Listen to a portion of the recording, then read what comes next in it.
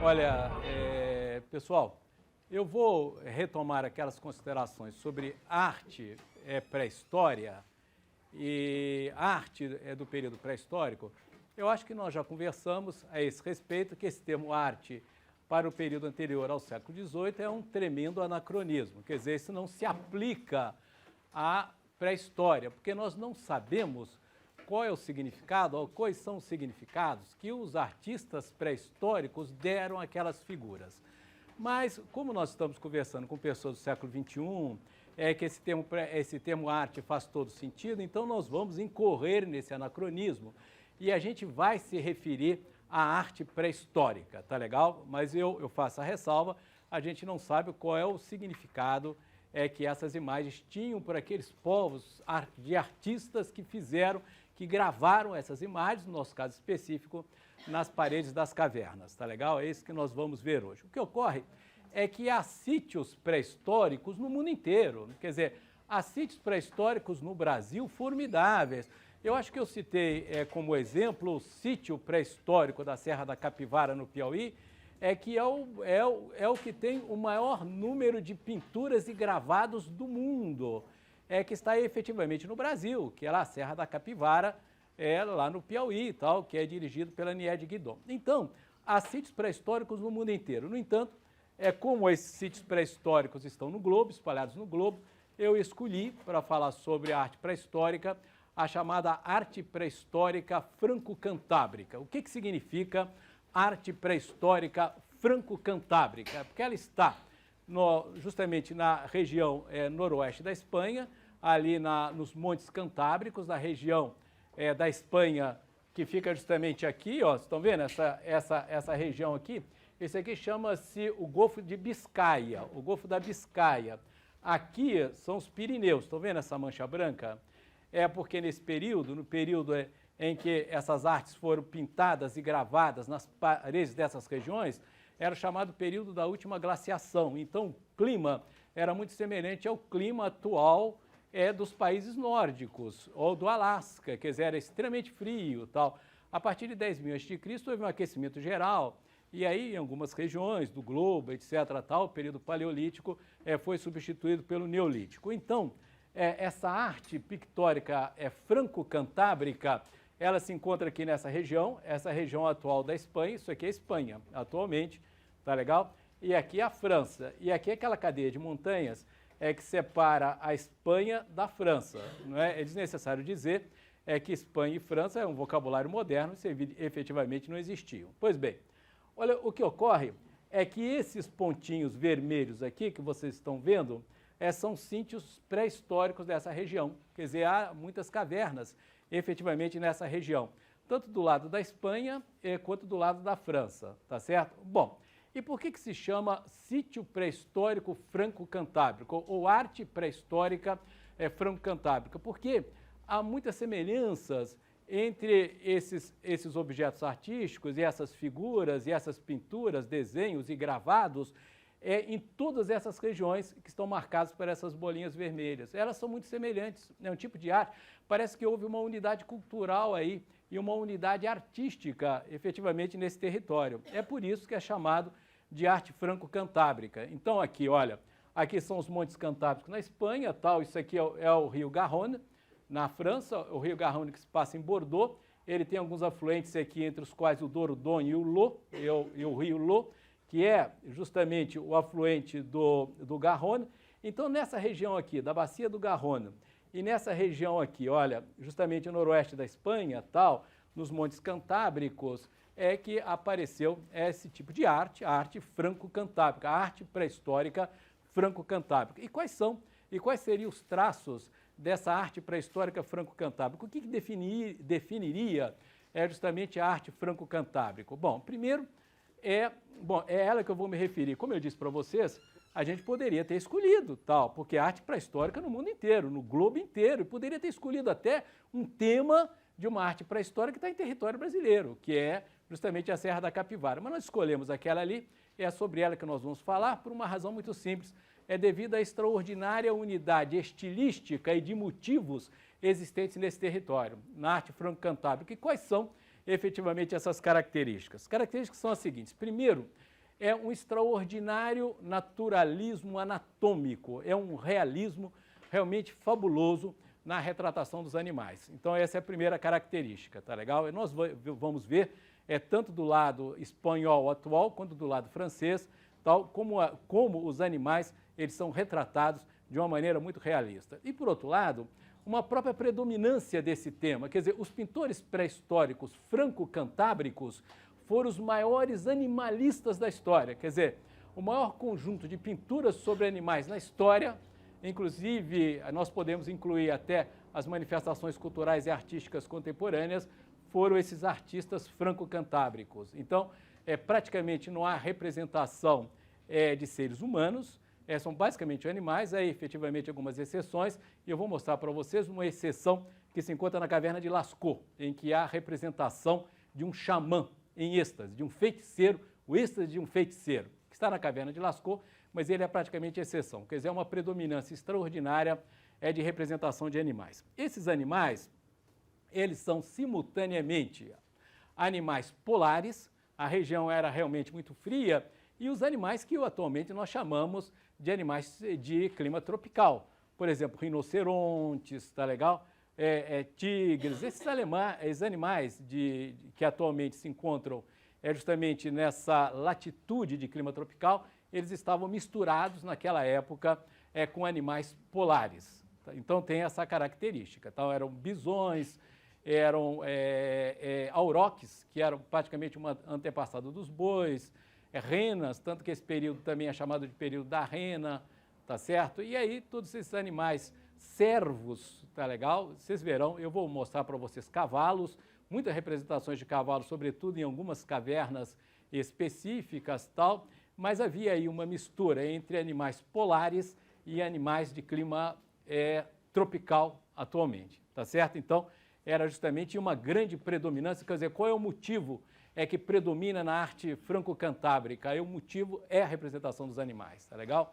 E há poucas representações humanas, tal, eu vou indicar para vocês, vou mostrar para vocês uma delas, que é uma exceção, que está na caverna de Lascaux. É a representação de um xamã, mas que a gente vai ver na próxima oportunidade. Pois bem, a terceira característica dessa arte franco-cantábrica é a policromia.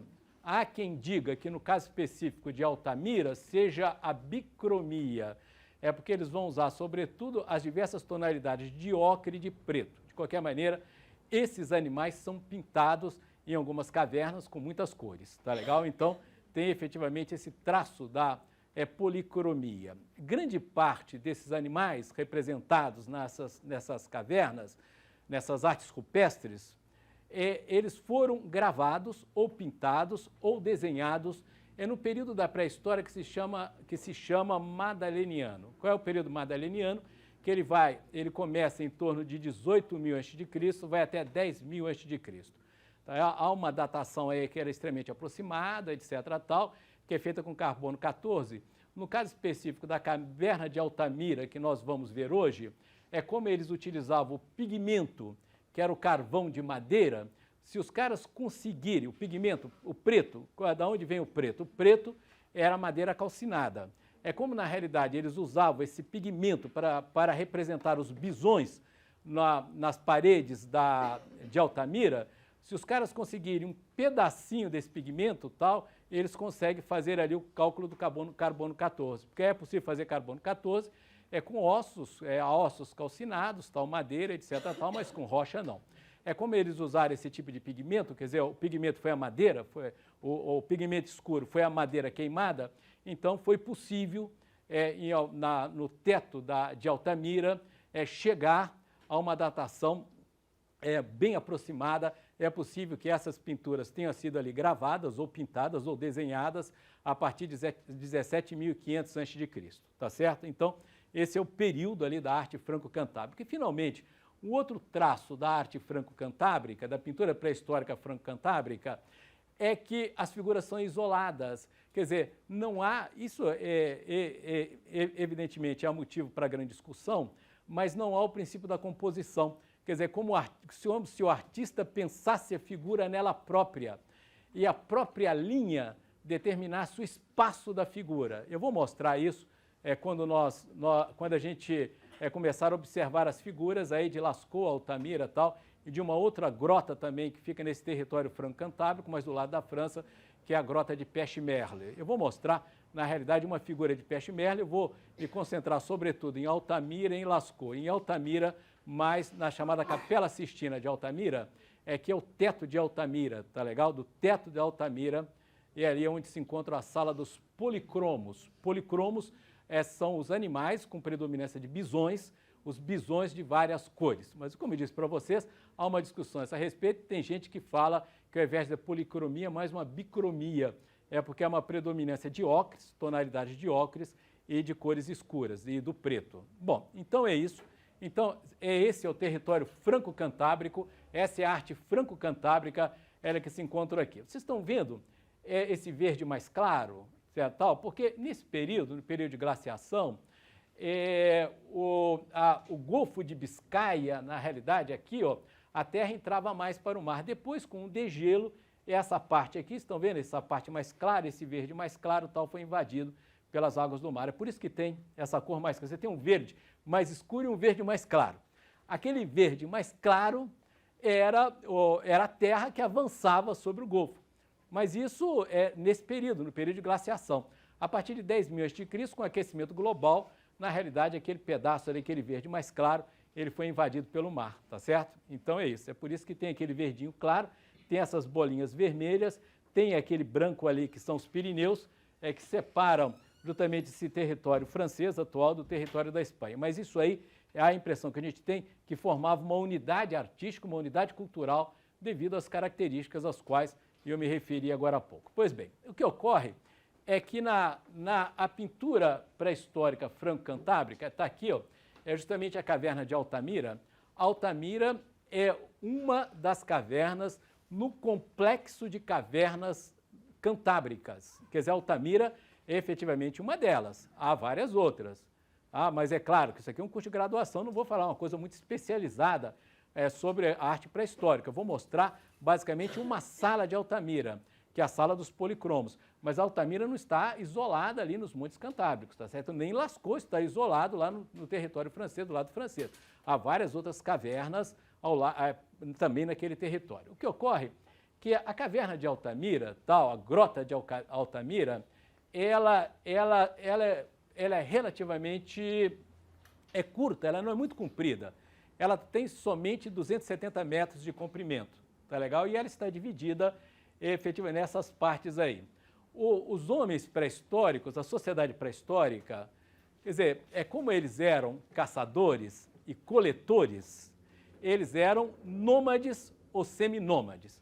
Atualmente sabe-se que os caras não eram tão nômades quanto se pensava antes. Quer dizer, atualmente, por meio de trabalhos arqueológicos, constatou-se uma grande permanência de gerações no mesmo local, no mesmo território. Mas como eles eram caçadores, eles deviam ter algum nomadismo que não vai caracterizar as sociedades do período neolítico que viviam da exploração da agricultura, tá certo? Quer dizer, eles eram mais nômades, eles se deslocavam mais do que os agricultores do período neolítico. E eles habitavam as cavernas, mas não o interior das cavernas, porque o interior das cavernas, primeiro, é extremamente úmido, segundo, não tem luz natural, terceiro, é extremamente perigoso, quer dizer, há animais, etc. Tal. Então, eles habitavam as entradas das cavernas atingidas pela luz natural. E no caso específico da caverna de Altamira, olha, esse primeiro espaço aqui que vocês estão vendo, não está escrito entrada aqui e tal,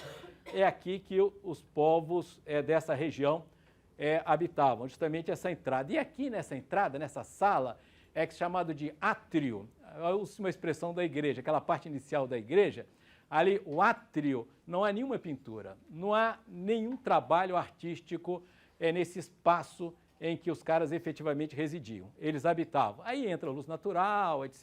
Tal, é relativamente bem ventilado, tal, mas os grandes achados arqueológicos se encontram efetivamente aí, porque é aí que os caras habitavam. Quer dizer, os caras fizeram ali uma série de escavações e eles encontraram uma série de indícios que permitem, em certa medida, que seja reconstruída, evidentemente de uma maneira não muito perfeita, tal, a maneira como os indivíduos viviam. Quer dizer, os grandes trabalhos arqueológicos, os grandes achados, estavam justamente nessa parte inicial aqui, nessa entrada. E havia ocupação dessa parte de entrada muito anterior ou muito antes do aparecimento das primeiras pinturas. Quer dizer, os caras já habitavam aí, as pinturas apareceram depois. Tá legal? Quando se compara justamente as pinturas, eu disse para vocês, feitas com essa técnica carbono 14, é porque como os caras usaram pigmento de madeira, madeira queimada, etc. tal, aí foi possível alguma datação. E aqui nessa parte inicial, nessa entrada,